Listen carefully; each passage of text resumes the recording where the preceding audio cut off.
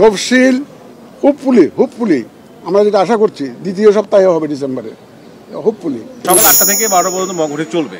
আপনি পরিদর্শন এসে কি দেখলেন? যেহেতু এবার বাড়তি গণভোট দিতে হবে, আমরা অনেক ভোটারের কাছে পেয়েছি যে তারা বুঝে না বুঝে না হ্যাঁ না দিচ্ছে, কিছুটা আমরা সকালবেলায় এখানে বিশৃঙ্খল অবস্থা দেখেছি। সব মিলে স্যার একটু বলেন, আপনি কি দেখলেন স্যার আজকে এই মক ভোটিংয়ে? দেখেন, এই আয়োজনটা আমরা কেন করলাম? এই আয়োজনটা করার উদ্দেশ্য হচ্ছে যে একটা আদর্শ, একটা আইডিয়াল সিচুয়েশনে আমরা যে নির্বাচন দেওয়ার জন্য জাতির কাছে ওয়াদা দিয়েছি, একটা সুন্দর গ্রহণযোগ্য পার্টিসিপেটরি ইলেকশন উপহার দেওয়ার যে একটা ওয়াদা দিয়েছি, সেটা আয়োজন করতে গেলে একটা পোলিং সেন্টারে কী ধরনের আবহাওয়া থাকা দরকার, কী ধরনের পরিবেশ থাকা দরকার, ভোটারদের কিউ কীরকম হবে, পুলিং অফিসাররা কীরকম করে বসবে, প্রিসাইডিং অফিসাররা কীরকম করে বসবে, সার্বিক বিষয়াদি, ইভেন আপনাদের সাংবাদিক ভাইদের ভূমিকা কীরকম হতে পারে, যাবতীয় বিষয়াদি আমরা আজকে প্র্যাকটিক্যাল ডেমনস্ট্রেশনের মাধ্যমে দেখতে চেয়েছি এই একটা মক ভোটিংয়ের এক্সারসাইজের মাধ্যমে। এখানে আপনারা দেখেছেন ভোটাররা আসছে, লাইনে দাঁড়িয়ে আস্তে আস্তে তারা পুলিং সেন্টারের মধ্যে ঢুকছে। তারপরে ওই যে স্লিপটা নিয়ে দেখাচ্ছে, পুলিং অফিসার ডাক দিচ্ছে, তারপরে ওই যে assistant presiding officer ballot paper দিচ্ছে, তারপর ওই যে মার্কিং সিল নিয়ে প্রাইভেট রুমে ঢুকে ভোট দিয়ে বাক্সে ফেলতেছে। এই এক্সারসাইজটা অনেকেই জানে না, কিন্তু বিশেষ করে আমাদের যারা নতুন ভোটার প্রথমবারের মতো ভোট দিবেন, তারা জীবনে এই ভোট দেখেই নাই। গত 15 বছরের মধ্যে যারা ভোটার হয়েছে তারা দেখেই না, প্র্যাকটিক্যাল অভিজ্ঞতা নাই। এইটার মাধ্যমে একদিকে একটা অভিজ্ঞতা সঞ্চারও হচ্ছে, আর অন্যদিকে আমাদের একটা রিয়েল টাইম যে একটা অ্যাসেসমেন্ট অফ দ্য সিচুয়েশন। কারণ আমরা নর্মালি 8টার থেকে ভোট শুরু করি, 4টার সময় শেষ করি। এখন আমাদের অতিরিক্ত দায়িত্ব হিসাবে একটা রেফারেন্ডাম, একটা গণভোট একটা এসছে। এই গণভোট একসাথে করতে হবে আমাদের। তো গণভোট যদি একসাথে করতে হয়, তাহলে আমাদের টাইম ম্যানেজমেন্টের একটা বিষয় আছে। এই আজকের এই অ্যাসেসমেন্টের ভিত্তিতে আমরা ঠিক করব যে আমরা যে ভোটার সেন্টার যে 42,500+ যে পোলিং সেন্টার ঠিক করেছি, whether these number of polling stations are sufficient or not, এটা কি আমাদের জন্য পর্যাপ্ত, না আমাদের ভোটের পোলিং সেন্টার বাড়াইতে হবে, নাকি পোলিং বুথ বাড়াইলে চলবে? একটা বুথ বাড়ানো মানে আমার কিন্তু 3 জন লোক বাড়ে, বাক্স বাড়ে, তো অনেক ধরনের অ্যারেঞ্জমেন্ট আমাদের এডিশনাল করতে হয়। এখন আমাদের যদি এডিশনাল অ্যারেঞ্জমেন্ট যদি করতে হয়, কী ধরনের অ্যারেঞ্জমেন্ট করতে হতে পারে, এই প্র্যাকটিক্যাল অ্যাসেসমেন্টটা আজকে আমরা করতে যাচ্ছি।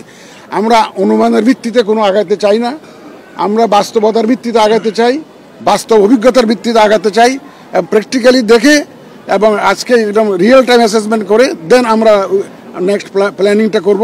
তাইলে আমরা একটা হিসাব করতে পারবো যে কয়টা সেন্টার যদি বাড়াইতে হয় বাড়াবো, যদি বুথ বাড়াইয়া চলে সেটা করব, এবং বাক্স যদি বর্তমানে যেগুলো প্রকিউর করেছি তাতে যদি সাফিসিয়েন্ট হবে, আর যদি না হয় আর কী প্রকিউরমেন্ট করা লাগবে সে প্রকিউরমেন্টগুলো আমরা সেরে ফেলবো। তবে আপনাদের অবগতির জন্য জানাতে চাই, আমরা কিন্তু মোটামুটিভাবে প্রিপারেশন আমাদের আছে, কোনো অসুবিধা নেই, অসুবিধা হবে না ইনশাল্লাহ।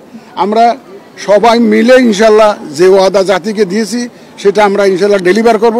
এবং আপনাদের আমি তো বারবার করে বলে যাচ্ছি, এই যে আপনারা দেখে গেলেন, আমরা এইভাবে উন্মুক্তভাবে করতে চাই।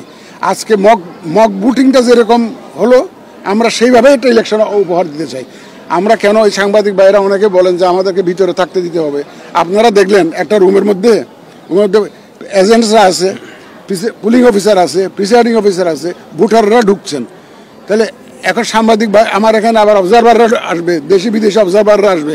এখন সাংবাদিক ভাইরাও যদি ওখানে ঢুকে যদি এখন ধাক্কি করে যদি অনেকক্ষণ যদি দাঁড়িয়ে থাকেন, তাহলে এই একটা হজবরল অবস্থা সৃষ্টি হবে পুলিং সেন্টারের ভিতরে। এইটা অ্যাভয়েড করার জন্য আমরা বলছি যে আপনারা একটু নিজেদের বিবেক অ্যাপ্লাই করে নির্দিষ্ট সময়ের মধ্যে আপনারা কাজটা সেরে আপনারা বেরিয়ে যাবেন। এই জন্য এটা কিন্তু আপনাদের কার্যক্রম বাধাগ্রস্ত করার জন্য নয়, not to obstruct your activities, not to obstruct it. It is just for the sake of management of the center. প্রায় 2.5 ঘন্টা পার হয়ে গেছে স্যার। ভোট কাস্টিং কেমন দেখলেন? একই সঙ্গে স্যার এখানে অনেকে অভিযোগ করছে স্যার 1.5 ঘন্টা ধরে লাইনে দাঁড়িয়ে আছে। মানে এখন যদি 1.5 ঘন্টা লাইনে দাঁড়িয়ে থাকতে হয়, তাহলে মূল যে ভোট স্যার সেখানে কতক্ষণ দাঁড়িয়ে থাকতে হবে এবং গণভোটের জন্য বাড়তি সময় কত লাগছে একটা ভোটারকে, একজন ভোটার কত সময় ধরে ভোট দিচ্ছেন? সেই অ্যাসেসমেন্টটা আজকে হবে, এই অ্যাসেসমেন্টটা আজকে হবে। আর আমাদের রিয়েল টাইম অ্যাসেসমেন্ট আজকে তো একটা দেখলাম যে এই যে আপনি যে কথাটা বললেন এটাও তো একটা এক্সপিরিয়েন্স, যে দাঁড়িয়ে থাকতে হচ্ছে এটাও একটা এক্সপিরিয়েন্স। এইটা আমরা অ্যাড্রেস করবো। যত ধরনের ল্যাপসেস হবে আজকে যেগুলো we will be able to assess the gaps in our planning. আমাদের প্ল্যানিংয়ে যে গ্যাপসগুলো আছে, যে ঘাটতিগুলো আছে, এগুলো আমরা আজকে প্র্যাকটিক্যাল অভিজ্ঞতার ভিত্তিতে আমরা এগুলো মিট আপ করে ফেলবো। আড়াই ঘন্টা ভোট কাস্টিং কেমন স্যার? আড়াই ঘন্টা ভোট কাস্টিং কত? আমি এখন তো গুলি একটু প্রশ্ন আছে যে এই যে বর্তমান অবস্থা বলছেন আপনারা সুষ্ঠু ভোটে প্রতিশ্রুতিবদ্ধ, সেই জায়গায় আমরা দেখছি যে পাবনা কিংবা এর আগে আমরা যদি দেখি যে নির্বাচনে যে প্রচারগুলোতে প্রচন্ড পরিমাণ হামলা হচ্ছে এবং আপনারা বলছেন যে আইন শৃঙ্খলা পরিস্থিতি নিয়ে আপনারা আগের চেয়ে অনেক ভালো, আপনি এর আগে বলেছেন। এই যে পরিস্থিতি তফসিলের আগে হচ্ছে, এখন পর্যন্ত আইন শৃঙ্খলা নিয়ে কেউ প্রচারণা করতে পারছে না, এখনো প্রতিপক্ষের উপর হামলা হচ্ছে, আপনাদের কঠোর অবস্থান কি জাতি দেখবে কিনা, 1 নম্বর প্রশ্ন। আর 2 নম্বর হচ্ছে স্যার এই যে গণভোট নিয়ে কিন্তু ব্যাপক প্রচারণার যে ফল আমরা দেখছি, এখন পর্যন্ত ভোটাররা কিন্তু জানে না যে গণভোট কিভাবে দিতে হবে, কোনটা না কোনটা।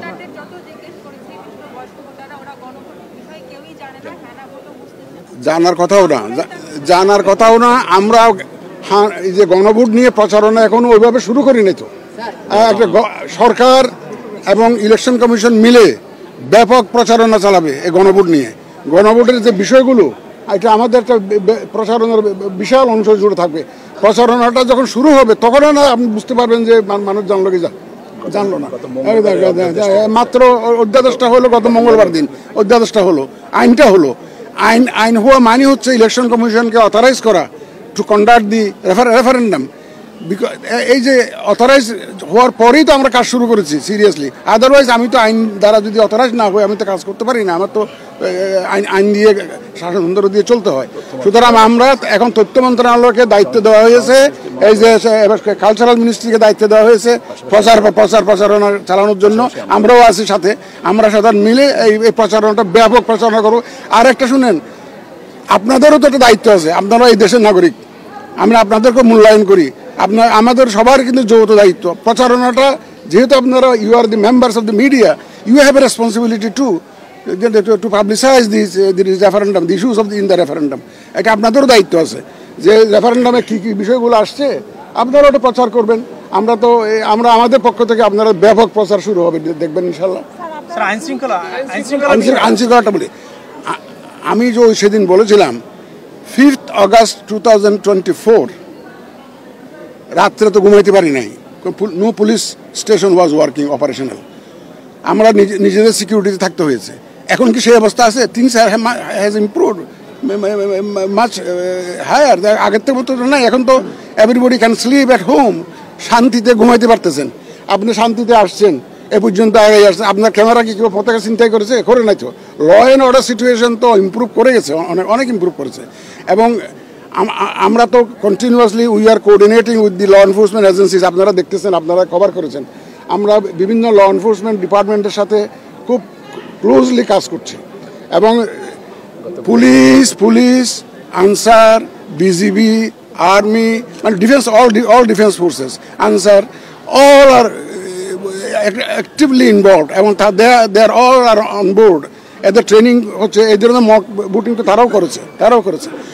ইনশাল্লাহ আইন শৃঙ্খলা পরিস্থিতি দেখেন, বাংলাদেশে আইন শৃঙ্খলা পরিস্থিতি ওয়াজ নেভার পারফেক্ট, বলে তো লাভ নাই। চুরি ছিনতাই মারামারি এগুলো কি আগে ছিল না? আগেও তো ছিল, সবসময় তো ছিল। বাট এগুলো হবে যে বিচ্ছিন্ন ঘটনা। But overall environment for pooling, এটা আমরা ইনশিওর করবো ইনশাল্লাহ। Will ensure the environment for pooling, সেটা আমরা করবো। এবং দেখবেন you will see with the passage of time situation will improve much.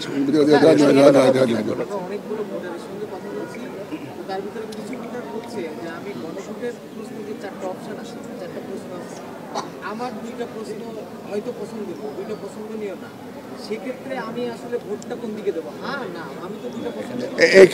এখানে অপশন শুধু হ্যাঁ আর না। This is a political decision.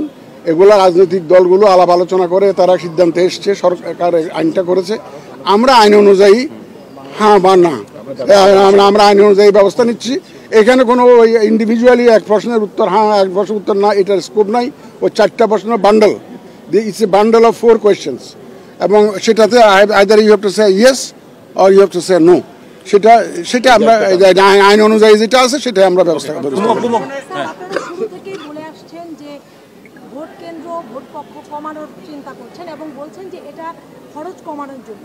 তো এই খরচ কমাতে গিয়ে স্যার ভোটারের লাইন দীর্ঘ করতে চান কেন এবং ভোটারদের এই কষ্টটা দিতে চান কেন? কারণ যখনই ভোট কেন্দ্র এবং ভোট কক্ষ কমাবেন তখনই হচ্ছে অবশ্যই ভোটার এক লাইনে দীর্ঘ হবে। সেটা চাচ্ছেন কেন? কারণ এই খরচ, এই অর্থ তো জনগণের, কিন্তু আপনারা খরচ কমিয়ে ভোটারকে কষ্ট দিতে। এখন আমরা কষ্ট আর দিতে চাই না। এখন তো একটা এডিশনাল একটা রেসপন্সিবিলিটি আসছে, তো রেফারেন্ডাম। এই যে আজকে মক ভোটিংটা কেন করছি আমরা? এর time management is a major objective, one of the major objectives. আমাদের ভোটের সেন্টার যদি বাড়াইতে হয় আমরা বাড়াবো। আগে তো একটা আমরা করেছিলাম যে এক ধরনের হিসাব থেকে এটা করেছিলাম, একটা বুট দিতে কতক্ষণ লাগে এগুলোতে হিসাব করেছিলাম। এখন আজকে আমরা রিয়েল টাইম অ্যাসেসমেন্টটা করবো যে এটা বুটিংয়ে কত লাগে। দরকার হলে আমরা ভোটের সেন্টার বাড়াবো, এখানে খরচটা নট মোর ইম্পর্টেন্ট নাও। এখন আমাদের টাইম যেটা লাগে সেটা ভিত্তিতে যদি আমাদের বাড়াইতে হয় বাড়াবো, যদি দেখা যায় বুথ বাড়াইতে যদি চলে তাহলে সেটা করবো। এটা অসুবিধা হবে, মানুষকে কষ্ট দেওয়া আমাদের কোনো পারপাস না। অতীতে আমরা দেখেছি মক ভোটিংটা সাধারণত তফসিলের পরে হয়, এখন আগে হলো, তা কবে নাগাদ তফসিল হবে নির্বাচন? এটা তো একাধিকবার বলে, আমাদের সেক্রেটারি, সিনিয়র সেক্রেটারি তো একাধিকবার বলছেন তফসিল হোপফুলি আমরা যেটা আশা করছি 2য় সপ্তাহে হবে ডিসেম্বরে, হোপফুলি। ডেটগুলো আপনারা তখন জানতে পারবেন, তফসিল হলে জানতে পারবেন, এবং hopefully it will be in the 2nd week of December.